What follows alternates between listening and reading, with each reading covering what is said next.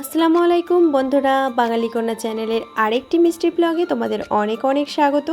আশা করি আল্লাহর রহমতে তোমরা বেশ ভালো আছো, সুস্থ আছো। আর আমিও না বেশ ভালো আছি, সুস্থ আছি। তবে এখন কি বলো তো, ভালো তো থাকতেই হবে, বুঝতেই পারছো। বাড়িতে একটা অনুষ্ঠান হবো আর কি হয়ে আসছে। তো যাই হোক, এখানে হোক বা ওখানে হোক, যেখানেই হোক, তবে অনুষ্ঠান তো হবে, তার জন্য একটু খুশি থাকতেই হবে, আনন্দে থাকতেই হবে। তো দেখতে পাচ্ছ আমি না বেড কভারটা চেঞ্জ করে নিয়েছি। আমি করিনি, আমার হাজব্যান্ড করে দিয়ে গেছেন। কারণ আমার মানে এই দুদিন ধরে এই আত্মীয় স্বজন আসবার জন্য, মানে যে গেস্টগুলো এসেছিলো তাদের জন্য এত খাটাখাটি হয়েছে যে আমার সকালবেলাটায় খুব কষ্ট হচ্ছিলো। তো ওনাকে আমি যাই হোক করে টিফিনটা করে দেবার পর কিন্তু উনি একটু দেরি করেই গেছেন, কারণ ওনারও ঘাড়ের সমস্যা হয়েছে, ঘাড়ে লেগেছে। তো উনি দেরি করেই গেছেন। তো আমাকে বললো তাহলে তোমার বেড কভারটা চেঞ্জ করে দিয়ে যাচ্ছেন। তাহলে ভালোই তো হলো, আমার কোনো অসুবিধা নেই। তো এখানে দেখো এই বেড কভারটা কেমন হয়েছে তোমরা অবশ্যই কমেন্টে জানাবে। দেখো বেড কভারটা না আমার নতুন, আমি কিন্তু কালকে ওটাই কিন্তু পেতেছিলাম। তো কেমন হয়েছে না হয়েছে তোমরা কমেন্টে জানাবে। কালকে পেতেছিলাম, তো ওনারা কিন্তু আমার রুমের মধ্যে এতগুলো রুমের মধ্যে কেউ ঘুরে ঢুকতে হয়তো পারেননি। তো যেহেতু কেউ বসেওনি, কেউ ওঠেওনি, তো আমি ভাবছিলাম খামাখাই তো শুধু মেলাই হয়েছিল, তো সুন্দর করে এটাকে ভাঁজ করে আবার তুলে দিই। আবার হয়তো যদি কখনো আসবেন ওনারাই বা অন্য কোথাও থেকেও যদি আসেন, আবার তখন পেতে দিতে হবে। তো এখন ভাঁজ করে সুন্দর করে রেখে দিচ্ছি, সেটাকে আলমারিতে আমি কিন্তু ভরে দেবো। তাই সুন্দর করে এই জিনিসগুলো ভাঁজ করে রেখে দিলাম। এখন এই যে পলিথিনটা দেখতে পাচ্ছ, এটা কিন্তু আমার বেড কভারেরই পলিথিন। এটা কিন্তু আলমারি থেকে বার করলাম, বার করে কিন্তু এখন ওদের ভরে দিলাম। আর সুন্দর করে আবার যদি আসে তখন মেলা হবে। তো তোমাদেরকে আমি একটা জিনিস দেখাচ্ছি, কালকে আমার রুমটা কীরকম ছিল। দেখো বেড কভারটা মেলার পর আমার রুমটা দেখো কত সুন্দর লাগছিল। আর বেড কভারটাও কিন্তু আমার খুব সুন্দর লাগছে, জানো তো। আমার হাজব্যান্ড পছন্দ করেছিলেন, তো আমি বলেছিলাম সাদা নিতে। তো উনি বললেন সাদা থেকে এটাই বেশি ভালো হবে, তো ওই জন্য এটাই নিয়েছি। তো সাদা আমার আছে, তো এটাই মানে মেললাম, বেশ ভালো লাগবে বলে। আর আমার রুমের কালারের সঙ্গে আমার বেড কভারের কালার কিন্তু একদম সেম হয়ে গেছিলো। তো যাই হোক, এখন আমি চলে এলাম কলপাড়ে, মানে খাওয়া দাওয়া সব মিটে গেছে, তো ওনারা চলে গেছেন। তো তার জন্য আমি ওই দিকের কাজগুলো তাড়াতাড়ি করে এখানে চলে এলাম, কারণ কলপাড়ে এসে কিন্তু অনেক বাসন কোসন আছে, সেগুলো কিন্তু তাড়াতাড়ি ধুয়ে নিতে হবে। কালকে যারা কিন্তু এসেছিলেন তারা কিন্তু খুবই ভালো লোক, আর খুবই আমরা আনন্দ পেয়েছি, আর ওনারাও হয়তো খুবই আনন্দ পেয়েছেন। তো আমাদেরকে খুবই ভালো বলে গেছেন। তো আমাদেরও সত্যি ভালোই লেগেছে। তবে জানি না উপরওয়ালা কার সঙ্গে কার কী জোড়া রেখেছে সেটাও বুঝতে পারছি না, কার সঙ্গে কার হবে সেটাও জানি না। তো যেখানেই হোক না কেন, সেখানে আর যেখান থেকেই আসুক না কেন, সে যেন খুবই ভালো হয় আর সুখে সংসার করে, ওরা এটাই চাইবো সব সময়। আসলে কি বলতো, আমি যখন এসেছি একা ছিলাম, বা আমি যখন একা এসেছিলাম তখন আমি না সত্যি কথা বলতে কি সংসারটা আমার অন্যরকম ছিল। আর সবাইরই ভালো চেয়েছি, সবাইরই ভালো করেছি। এর আগেও যে যাদের বিয়ে হয়েছে তাদের বিয়েতেও আমি কিন্তু যথেষ্ট আমার করার যতটুকু ক্ষমতা ততটুকু করেছি। আর আমার পারিবারিক শিক্ষাটা ছিল অন্যরকম। সত্যি কথা বলা বলে কি, কারোর কোনো দিন ক্ষতি করো না, কারোর কোনো দিন খারাপ চেয়েও না। আমরা এইভাবেই কিন্তু মানুষ হয়েছি, আর সেরকমই ছিলাম, সেরকমই থাকতে পছন্দ করি। কিন্তু কি বলতো, ওই যে কথায় আছে না, পচা আলুর কাছে থেকে থেকেও ভালো আলু খারাপ হয়ে যায়, এরকম একটা কথা আছে, শুনেছি বড়দের মুখে। তো আমাদের কিন্তু অনেক সময় সেরকমই হয়ে যায়, যে পচা আলুর কাছে থেকে থেকেও না খারাপ হয়। আবার এক এক সময় দুঃখও হয় যে এত কিছু করলাম, এত কিছু করছি, তখন কি মানুষরা না সবাইকে না, সবাইয়ের কাছে ভালো হওয়ার জন্য কিছু কিছু মানুষ আছে ভালো সাজতে গিয়ে নিজেদের ভালোটা না খুঁজে নিজেদের খারাপটাই খুঁজে। একটা কি বলতো, আমি ধরো তোমার কাছে ভালো, আমার কথার কথা, আমি কারোর কাছে হয়তো ভালো, কারোর কাছে খারাপ। আমি কারো ভালো করেছি, সে আর হয়তো অন্য কেউ ভালো করেনি, অন্য কেউ খারাপ করেছে। তখন কিন্তু যখনই ওই দুটোকে একসঙ্গে করে যে খারাপটাই যদি আমার ওপরে এসে পড়ে, তখন কিন্তু খুব খারাপ লাগে। যে সবাই সমান, এই কথাটা না আমি একদম পছন্দ করি না।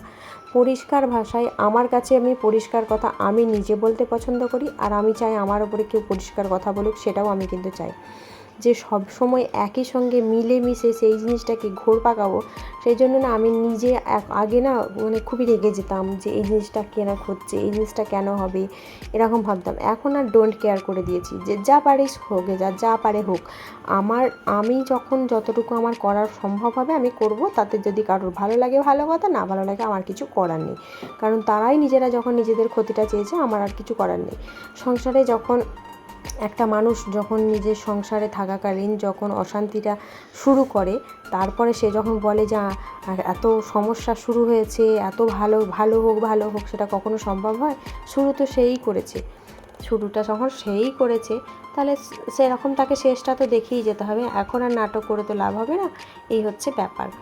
তো সবাই সংসারেই তাই হয়, কিন্তু আমরা জানি। আর একটা জিনিস কি জানো তো, বাড়ির বড় যারা হয়, মানে বড় ছেলের বউ বা বড় ছেলে যাদের থাকে, আশা করি সব জায়গাতেই শুনেছি যে তারা কখনোই যতই যাই করুক না কেন কখনোই ভালো হতে পারে না।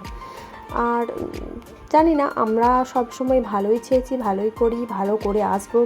সব মানুষের, শুধু সংসারের নয়, সব মানুষের কারোর সমস্যা দেখলে তার পাশে যেয়ে দাঁড়িয়ে থাকি। তো যদি কারোর কোনো সমস্যা হয়ে থাকে সেই নিয়ে সেটা নিয়ে কথা বলতেই পারে, অসুবিধা নেই।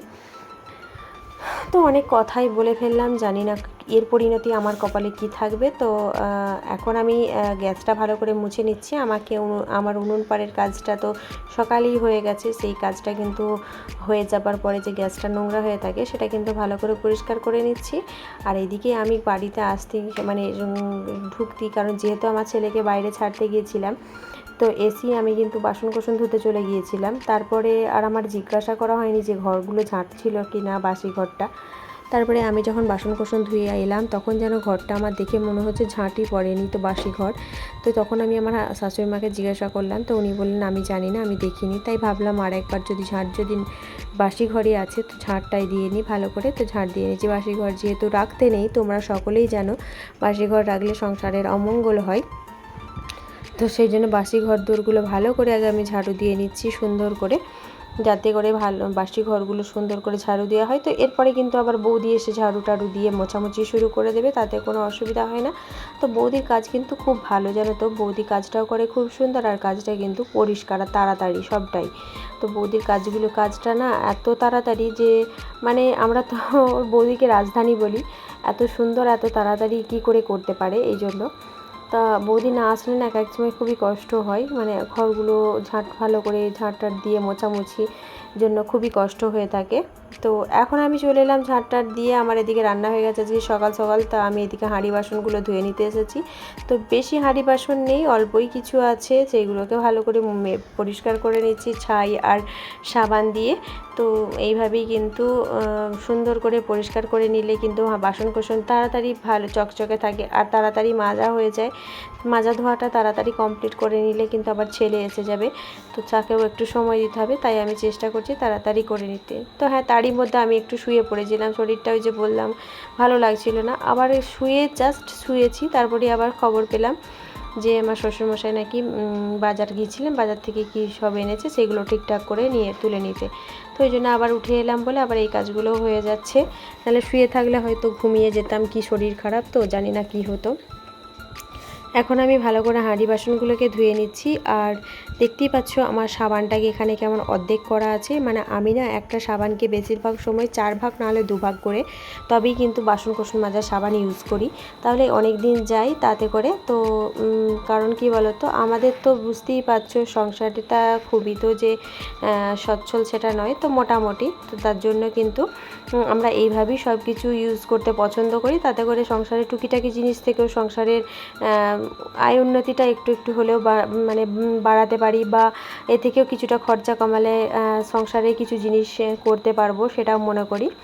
তো সেইভাবে সংসারে টুকিটাকি জিনিস কিনতে পারবো, যেগুলোর জন্য হাজব্যান্ডের কাছে হাত পাততে হবে না, এরকম থেকেই আর কি খরচা বাঁচানোর চেষ্টা করি। এখানে কিন্তু দেখো আমার বাসন ধোয়া কমপ্লিট, আর যেখানে বাসন ধুয়েছিলাম সেখানটায় কিন্তু নোংরা হয়ে আছে, সেই জন্য ভালো করে আমি আগে ঝাড়ু দিয়ে নোংরাগুলোকে ধুয়ে নিচ্ছি।